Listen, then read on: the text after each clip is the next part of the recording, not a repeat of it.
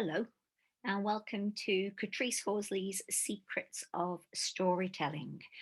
Before we start, I need to say there's a little dog down under the table, so I'm just owning that in case he interrupts.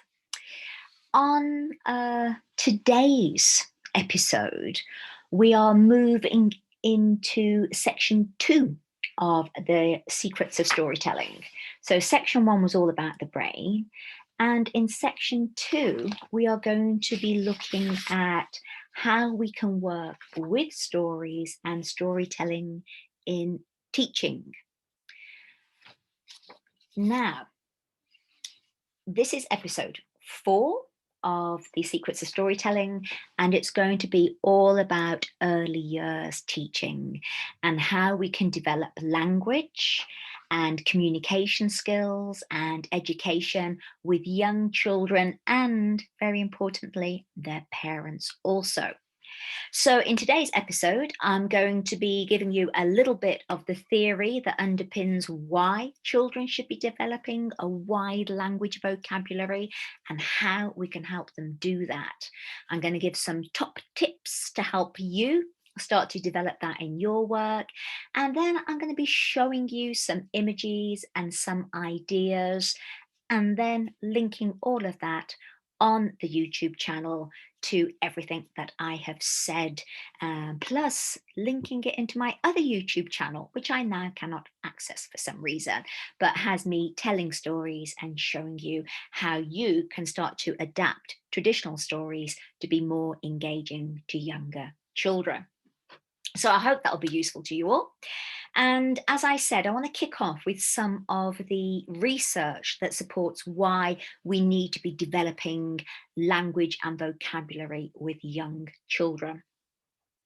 So, a little bit of history. I was working in Britain and I did huge amounts of work all around the country in early years. I love early years. And there was a very obvious problem that was being presented again and again and again. And that was that children were starting school with little language or no language. And this was not because they could not speak, but because they were not being spoken to within home environments for various reasons. And we can go back to what I was saying in the first episode about cultural narratives, social narratives, and how they impact on our behaviour. And the government, around about that time as well, was hearing reports back from employees saying that they were having a real problem with graduates, even from university, because their communication skills were so poor. And they had identified this as a major problem.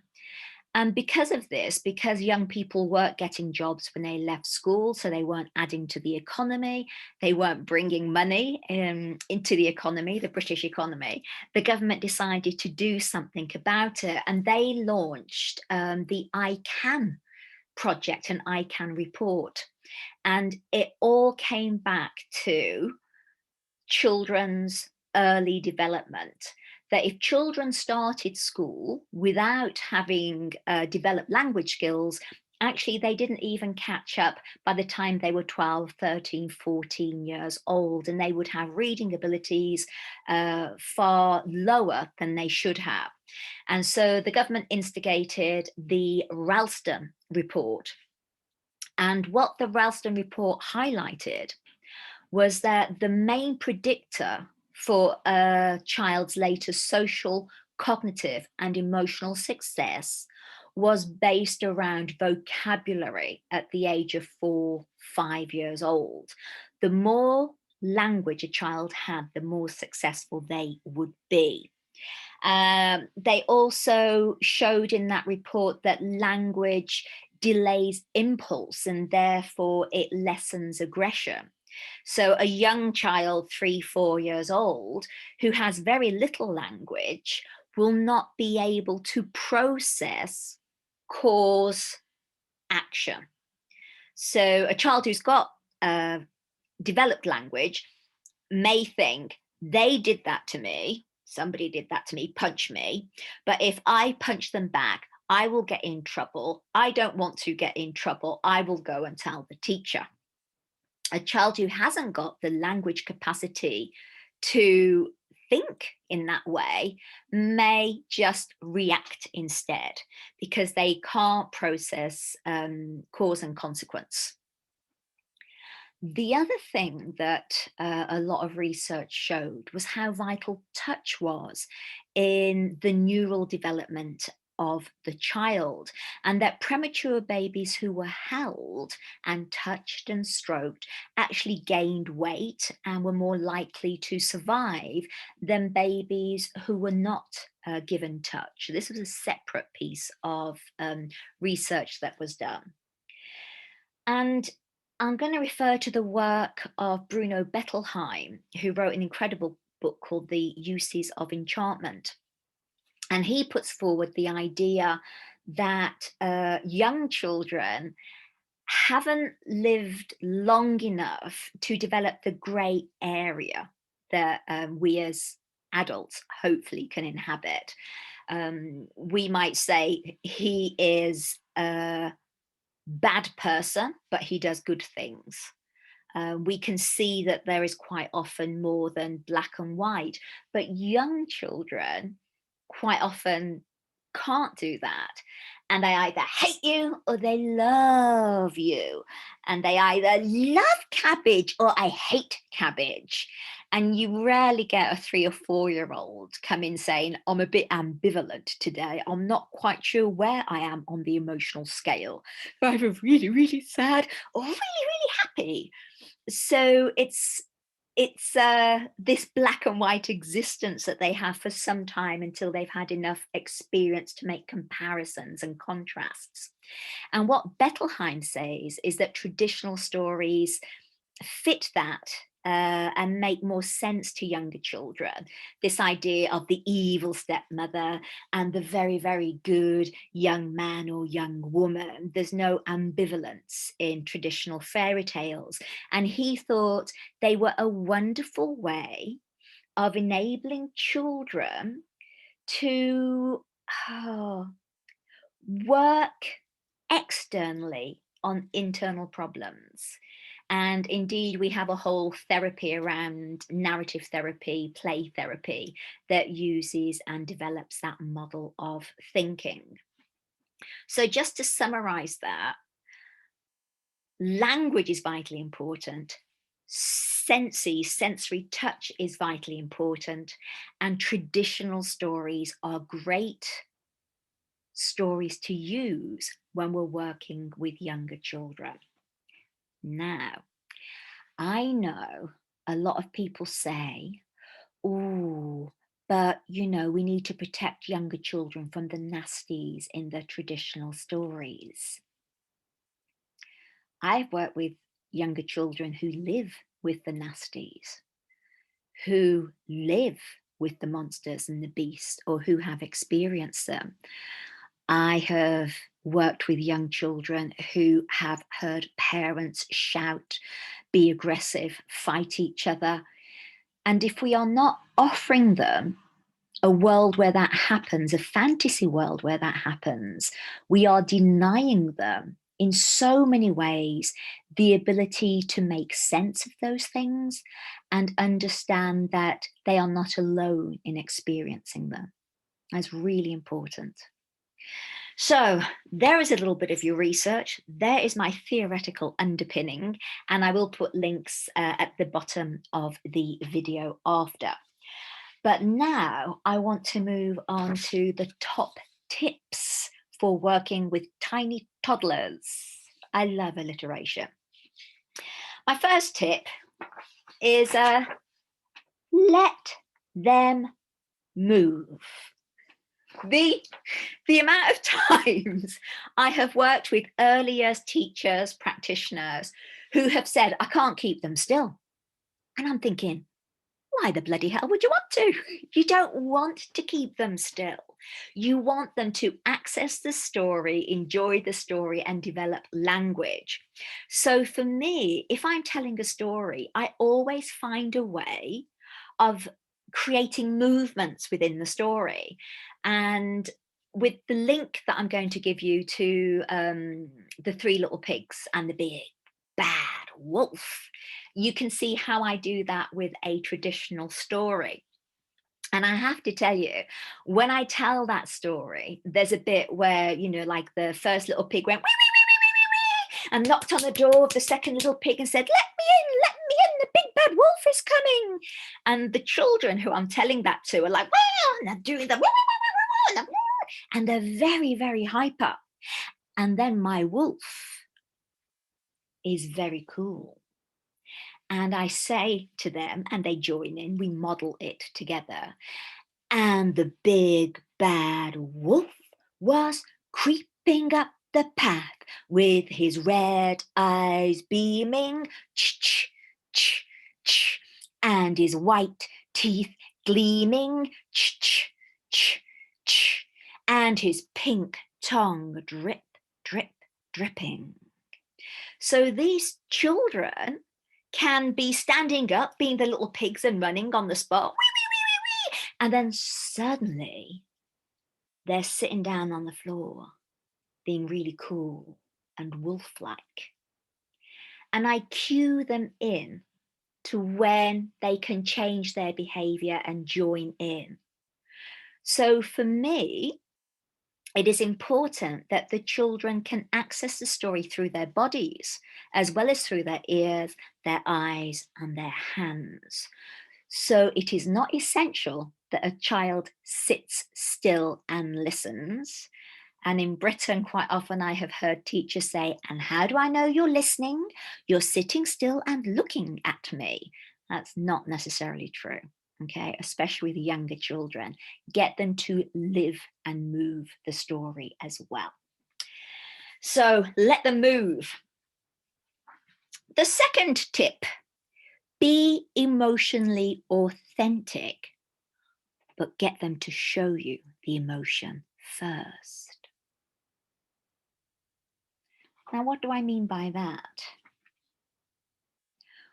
One of the big things that we can do by using story is develop emotional literacy and empathy.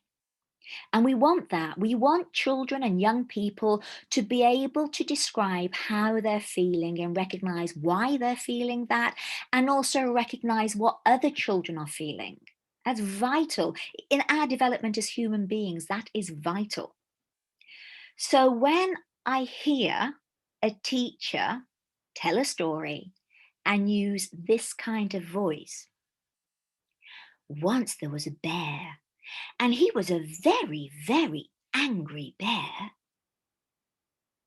I am literally thinking, that doesn't sound angry to me. That sounds patronizing, in fact. Or I hear them say, and the little goat was very, very sad. That's not sad. So how can we expect children to develop an emotional vocabulary if we're not even showing the emotions authentically? So what I tend to do is say to the children, the wolf's coming and he's really angry. He's a really angry wolf. So I'm not showing the anger there. I'm just saying he's really angry. Can you show me your angry faces? And so you've got a load of 3 and 4 year olds. And I'm saying even more angry than that. And they're like, Rah! And I say, that's how angry he was. There was a really angry wolf. I might say to them, and the pig was so sad. Can you show me a sad face? And the kids are, and I go, even more sad. And I go, that's how sad she was. She was so sad that she couldn't breathe. And I might even ask them, have any of you cried so much that you can't breathe? And their little hands go up. So what you're offering there is a chance for a child to feel the emotion, anger, name the emotion, anger, and work safely with the emotion in the safety of the story. So, the kid who's seeing one of their parents punch the other parents can go, aha, that's what I feel. I feel angry or I feel scared. And you're giving them the vocabulary. So please be emotionally authentic when you're working with young children. Next point, use rhyme, a rhythm, repetition, cues. When you're working with children to embed the language. And it's not just about that, it's also about giving ownership to the children of the story. So in a story that I do, which is called Medio Poito, which is about a little chicken with, and this is how I cue them in. He only had one eye, half a beak, one wing, and one leg. So that's repeated throughout the story. And by the time I've done it twice, and the story lasts about 20 minutes, by the time I've done it twice, as soon as I say, and he only had, the children know now's the time to join in. And because I'm using my body constantly to get them to engage, they can remember the language. And even those who stumble with the language have got the body language, the actions to help them know that they know the story. So rhythm, he only had cues, one, I, and also a repetition throughout. As I said, my big bad wolf is always very cool. Came creeping up the path with his red eyes beaming. Ch, ch, ch. I will admit that another reason for using rhythm is it kind of changes the behavior of the children. So as I say, you can get them really hyper. And then when you change your voice to a certain type of rhythm, even without saying, and now can you all sit down, please, and keep still and listen, you're just using your voice to change that behavior. And they sit down and they cool down and they calm down and they're ready to continue with the rest of the story because they know and they're anticipating the time when they're going to join in again. It's kind of like fishing, letting the fish off a bit, pulling the fish in a bit, letting the fish off a bit, pulling the fish in a bit. Next tip, use their frames of reference. And by that, I mean, do your homework, watch kids' TV, look at what's popular in the life of a 3, 4, 5-year-old. Quite a lot of the time, I used to remember the theme music to children's TV shows, or I would include pop culture, even though I wasn't heavily into it. But if I could sing, Bob the Builder, can he fix it? The children felt validated and the things that they valued, they could see they were important to me, important enough to put into the story. So do a little bit of homework about what your children are into, what your pupils, your students are into. And finally, involve the parents. Get them in. Parents are the primary educators of their children, and you, if you're a teacher, are the secondary educator.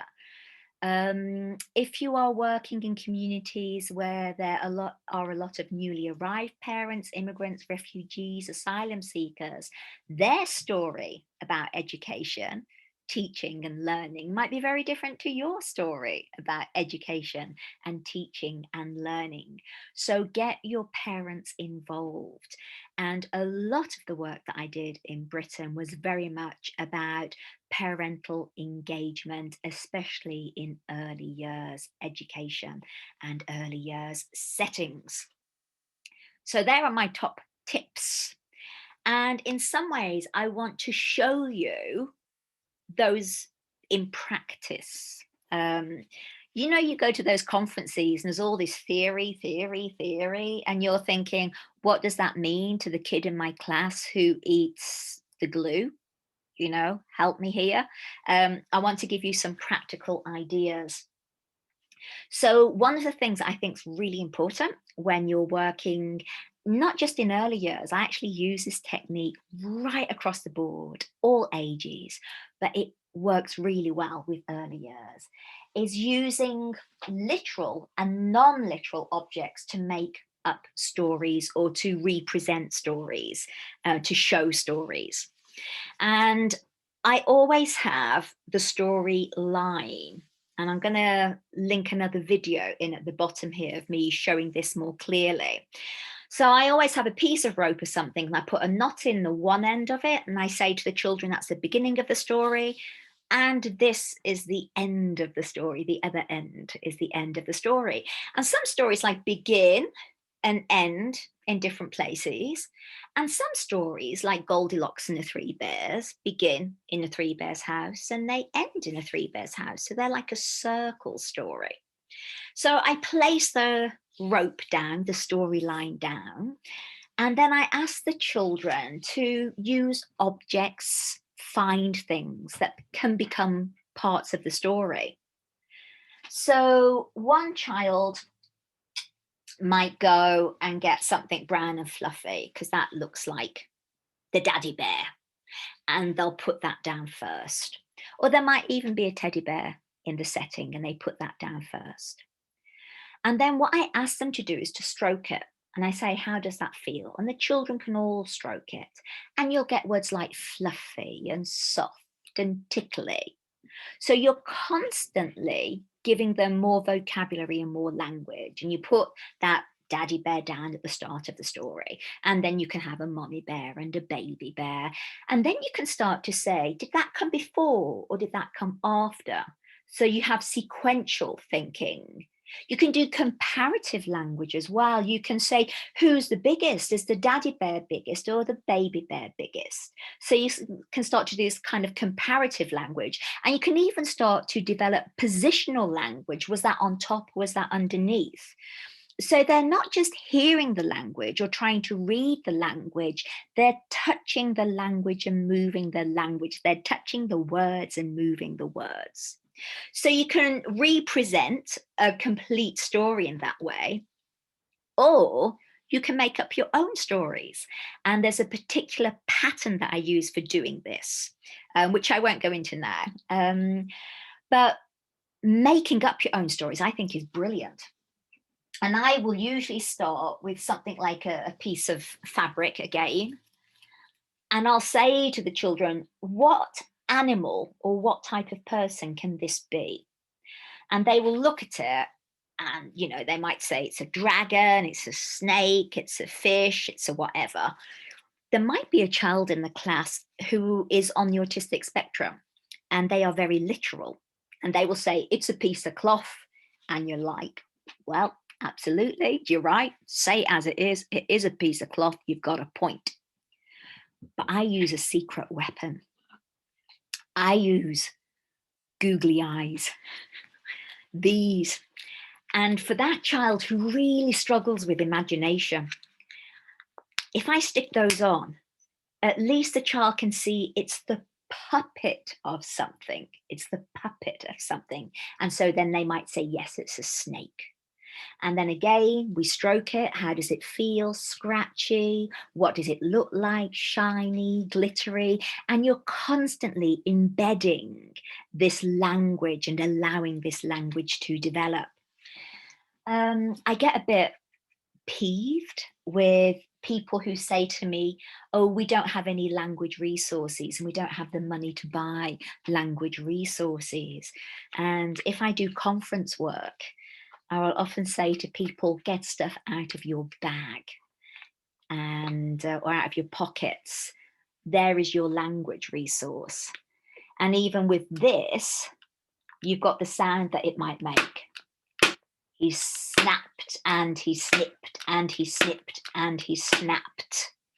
So googly eyes help animate inanimate objects and bring them alive, and also help develop the language because we're describing what we're feeling and what we're seeing and also what we're hearing if they make a noise. I will put more links for you to see that story making process. And the other thing I wanted to say is I work with a lot of children who've got special needs. And some of them, like myself, when I was young, I didn't speak. They have no spoken language, but you can always include them in a story by including things that they can make noises with. So this could be the story about a bird, and every time the bird sat on the tree, it sang, and the child moves this. And they're a vital part of the story. So, just going to give you a couple of pictures before we finish. Here is using outdoor materials. This was the 3 pigs, and the nursery children started to build the houses of the 3 little pigs. Here are children doing the story of Medio Pollito, all along a line. Here are things that I called storyscapes. This is a story of the 3 little pigs. And I actually just sew the base and I create the houses, but then the children decorate everything. And what's lovely is you can take these things off and you can use the storyscape for another story. The children can make up different stories. This is another storyscape, and some of you might recognize that. It's the story of the 3 billy goats gruff who go trip, trap, over the bridge. And again, you can move the bridge, you can move the hills. And that's what it looked like originally. And the children helped make this collectively. And another storyscape. They're about the size of sleeping bags. And here, it's one of my favorite photos. I was doing forest school storytelling, and I told the 3 little pigs and the big bad wolf, and this boy rushed up. They'd all gone to get stuff from the forest to make the story with. And he came up with this big stick. And I said to him, "What is that?" And he said, "It's the wolf's tongue." Because in my version of the 3 little pigs and the big bad wolf, he has that pink tongue, drip, drip, dripping. And that's the lovely thing about telling stories rather than showing pictures from books, is he saw that tongue as the most powerful image in the story. I loved it. And here I used sand trays in glass-bottomed containers to create shapes with different colored lights on the screen, and the children all made up the story as we worked through it. So those are lots of practical tips for you to use with your young children, your toddlers, your early years. I hope they were useful. Please contact me if you want to develop further training for yourself or for your establishment and your setting. And please subscribe to the YouTube channel, which is under one of these fingers, the subscription button. I always forget which.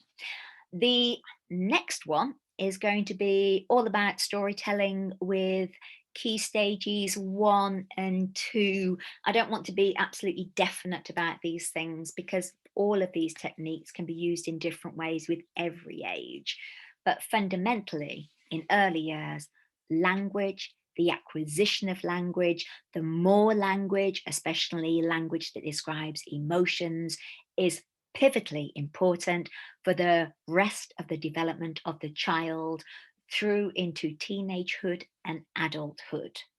What happens in secondary school is predicated by what happens in early years.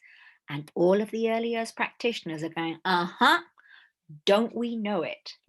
So thank you very much for listening, and I'll see you, well, I won't, but I'll hopefully be with some of you next week when we discuss Key Stage 1 and Key Stage 2. And for those who don't work in Key Stages, that is 5 up to 9 years, 10 years, around about that age. And then we're going to go into secondary school, so 11 years upwards. Favorite, because they're quite challenging sometimes. Bye-bye for now.